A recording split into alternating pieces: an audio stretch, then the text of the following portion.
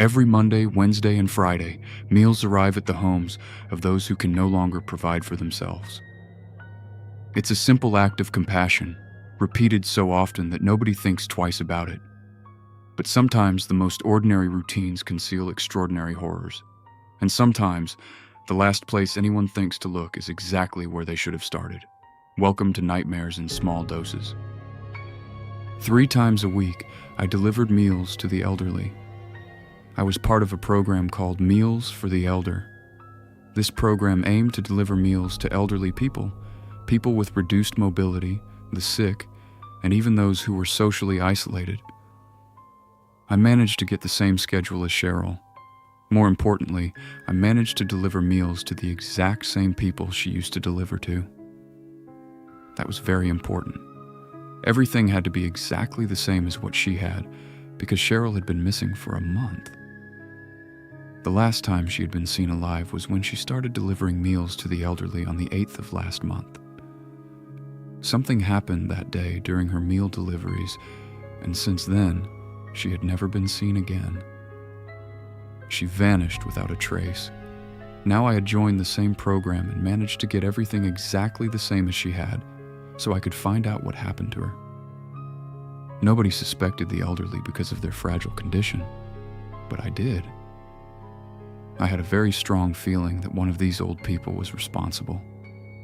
I just didn't know who or how, but I had to find out because she had been my best friend. Nobody knew that I had been delivering meals to the elderly because of Cheryl's disappearance.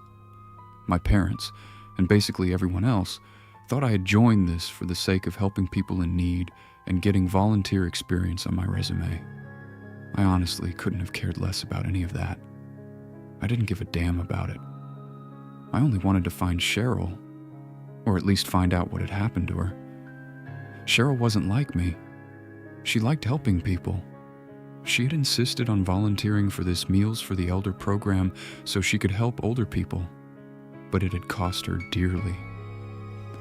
I was already in my 3rd week of delivering meals to the elderly 3 times a week, and I was starting to get bored with it. On top of that, I still had school. I was still in high school, in my junior year. My route always consisted of delivering meals to 4 people. It never took more than 40 minutes. I couldn't deliver to more people because I was still a student and couldn't miss classes. First, I delivered food to Mr. Harold Mercer. He was an old man whose wife had already passed away, and he had no children.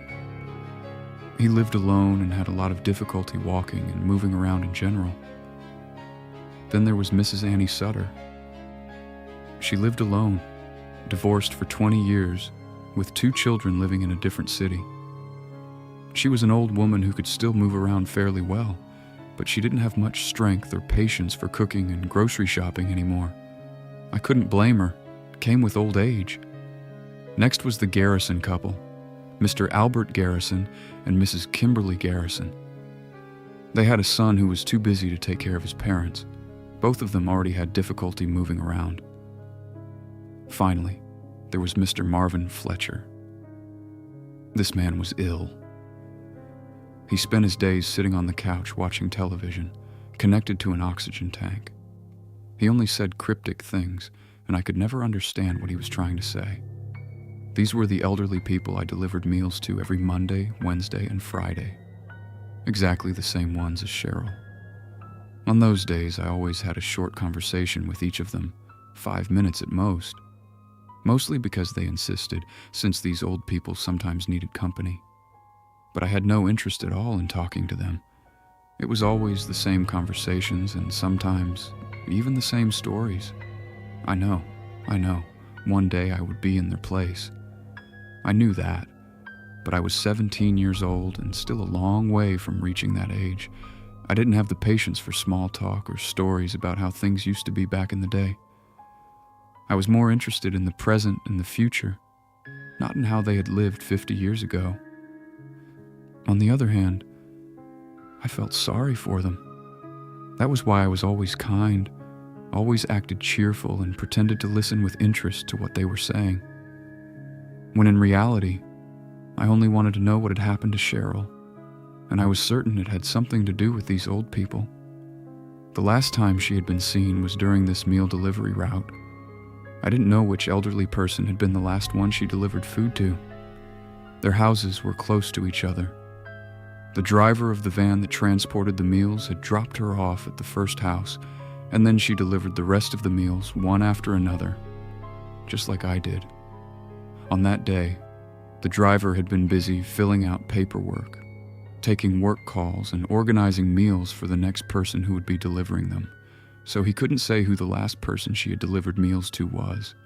He didn't even know whether she had disappeared after delivering all 4 meals.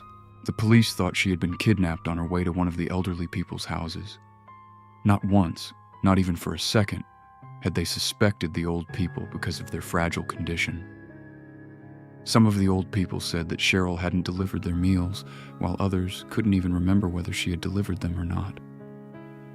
Because of that, nobody knew what had happened to Cheryl. Still, I knew it had been one of those old people. Maybe it hadn't been, but I had a feeling that one of them had done something to her. I just didn't know which one. I had managed to get the same schedule and the same route as Cheryl. Everything is exactly the same. I had hoped that whatever happened to her would happen to me too. But unlike Cheryl, I was prepared. Cheryl had only been in the program for 3 weeks before she disappeared. After a month, I still hadn't seen anything suspicious. Nothing had happened to me either. I was getting so sick of these old people that I was either going to quit or take a more aggressive approach. I wasn't going to give up on my best friend. I couldn't. Everything changed on May 18th, when I decided I was going to take a more aggressive approach. What I meant by an aggressive approach was that I was going to start mentioning Cheryl and try to dig deeper into what they said about her. Up until that day, I hadn't even mentioned her name to the elderly people. Nothing. As if she had never existed. Sometimes it was like that.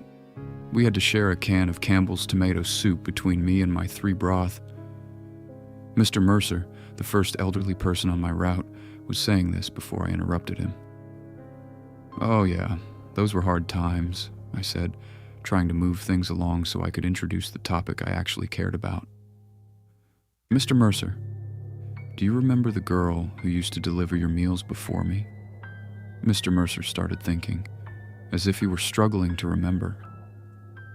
Age was really starting to catch up with him. I think he was around 80 years old. No. What was her name?" he asked, confused. "Cheryl," I said, also confused. She hadn't disappeared that long ago. "But aren't you Cheryl?" he asked, looking puzzled. Oh my God. How was it even possible that he hadn't noticed the person delivering his meals had changed? His answer left me speechless. I definitely hadn't been expecting that. Age really does catch up with people. If I ever reach that point, I think I'd rather die and donate my body to science. I told Mr. Mercer that yes, I was Cheryl, and that I had only been testing him. I let out a nervous little laugh so it wouldn't seem too strange. How embarrassing. I only said I was Cheryl so I wouldn't confuse him even more. I was still back at square one. The next elderly person on my route was Mrs. Annie Sutter. "Do you remember the girl who used to deliver meals before me?" "Oh yes, Cheryl. She is a good girl. She is serving a greater purpose," Mrs. Sutter said with a strange smile. I didn't understand what she meant by that, but a few moments later I realized she had spoken in the present tense, as if she still saw her regularly. That made me suspicious. And then there was what she had said. She is serving a greater purpose. I didn't say anything. I just kept thinking about what she had said. Something strange was going on there. I had to leave to go to the next elderly person, but if I'd had more time, I would have had to ask her to explain what she meant. And that was when my attention shifted toward Annie Sutter. She was the only one who had said something strange. The Garrison couple remembered her and said they had liked her very much. They even asked me if I knew anything about her disappearance. Unfortunately, I had nothing to tell them because, in reality, there was nothing. She had disappeared, and there had never been any new information. And finally, there was Mr. Marvin Fletcher, who, as I had already mentioned, didn't speak like a normal person. He said cryptic things that I genuinely couldn't understand. I only said the name Cheryl, and he replied, "Cruelty feeds best where it finds the least resistance." I couldn't understand what it meant, and I didn't even try. He had been in an accident that had affected part of his brain, which was why he spoke that way. I didn't know if there was actually any meaning behind what he said, or if it was just random nonsense. Mr. Fletcher was the last elderly person I delivered food to. The conclusion I came to was that there was something strange about Mrs. Sutter. Mr. Mercer hadn't even realized that I had replaced Cheryl. The Garrison couple had behaved like a kind and normal elderly couple. Mr. Fletcher couldn't even form a logical sentence, so he was also off my list of suspects. Something sinister was behind Cheryl's disappearance, and I was starting to become very suspicious of old Annie. Just because people were old didn't mean they couldn't have done something horrible. The next day, I went in with a plan to discreetly search Mrs. Sutter's house for something that had belonged to Cheryl, or anything that suggested she had been there. After delivering Mrs. Sutter's meal, I asked if I could use the bathroom. Of course, she said yes. That was when I put my plan into motion. I went into the bathroom, searched everything, and found nothing. I quietly stepped out and moved through the other rooms of the house. I searched quickly, in a hurry, for anything related to Cheryl, and nothing. I didn't know what to do next until I saw a door that looked like it led to a basement. There was a key in the lock. I slowly turned the key, making as little noise as possible. The door unlocked. I turned the handle and opened the door just a little to peek inside when I heard someone downstairs rushing up the stairs very quickly. Someone suddenly yanked the door open from the other side. The doorknob slipped out of my hand because of how violently it had been pulled open. I found myself face to face with the person who had been down there. It was Cheryl. My mouth dropped open. I couldn't believe it. The worst part was that it wasn't the Cheryl I knew. There was something about her eyes. They looked animalistic, and her face looked like it was melting. The skin on her chin hung down like hot wax, slowly dripping over itself. Cheryl opened her mouth and let out a horrifying scream. Cheryl shoved me out of the way and started running toward the door. I had no idea what was happening. I was completely in shock. I ran after Cheryl when old Annie Sutter appeared out of nowhere and sprayed something into my face. My eyes and throat burned. I couldn't see anything, and I was coughing so much that I was struggling to breathe. Everything went black. I am writing this on a piece of paper with a pencil I found here in this dark basement. I have already lost count of how many days have passed. I only know that at least a week has gone by. My face has already started melting. I have already lost hope of being rescued. I assume Cheryl still hasn't been found, or maybe she can't even speak anymore. She can't reveal where she has been held captive all this time. Ever since that fucking old woman sprayed me with that substance, I have taken Cheryl's place in her sinister and macabre plan. Every night, the old woman attaches a dry, wrinkled human face onto mine. It isn't a mask. It is literally the skin of an entire face, imperfectly cut off with some kind of sharp object. It has holes where the mouth and eyes used to be. She doesn't need glue or anything else to attach the dried face to mine. The moment it comes into contact with my skin, it tingles and fuses itself to my face. Every day when I wake up, there are always small changes in me. intrusive memories that aren't mine, strange mannerisms, a tooth that feels slightly different, things like that. I already understand what she's doing, what she tried to do with Cheryl. But when Cheryl escaped, she had to start all over again with me. She has somehow discovered a way for other people to survive inside someone else's skin. She isn't torturing me. She is simply emptying me out so someone else can move in. The old woman sometimes talks to me. She revealed to me that an entity lives within that dried face. Something unnatural. A person who died decades ago, perhaps a daughter who died and whom she never admitted she had. Someone whose presence became trapped somewhere and cannot return to the physical world. The reintegration process happens slowly, cell by cell. The most disturbing thing is that the old woman doesn't need rituals or anything more complicated. She only needs to keep the dry, wrinkled face pressed against mine for a few hours. The entity does the rest. The more I accept the entity's presence, the more my own face loses its stability, melting like heated plastic. The worst part of all this is that I was right.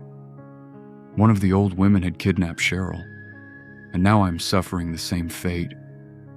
I hate this fucking old woman so much. If I somehow manage to escape, and I will keep trying whenever I get the chance, you can bet I will try to kill her, even if I end up in prison. I don't care. If I escape, I will make sure she never does this to anyone else again. My name is Chloe Walker. I am 17 years old, and I am writing this to reveal everything that has happened so far and everything I know. I am going to hide this paper here in the basement so the old woman doesn't find it, but I hope someone finds it and learns what happened to me. And if you want to live and keep your identity, stay away from Annie Sutter, otherwise, you will become a host for another entity that does not belong to this reality, and you will disappear and be forgotten forever. Thank you for joining me for another dose of nightmares. If you enjoyed the story, be sure to subscribe and leave a like, and let me know your thoughts in the comments. If you'd like even more stories to keep you awake at night, consider joining my Patreon, where you can read and listen to exclusive nightmares you won't find anywhere else. Until next time, happy nightmares.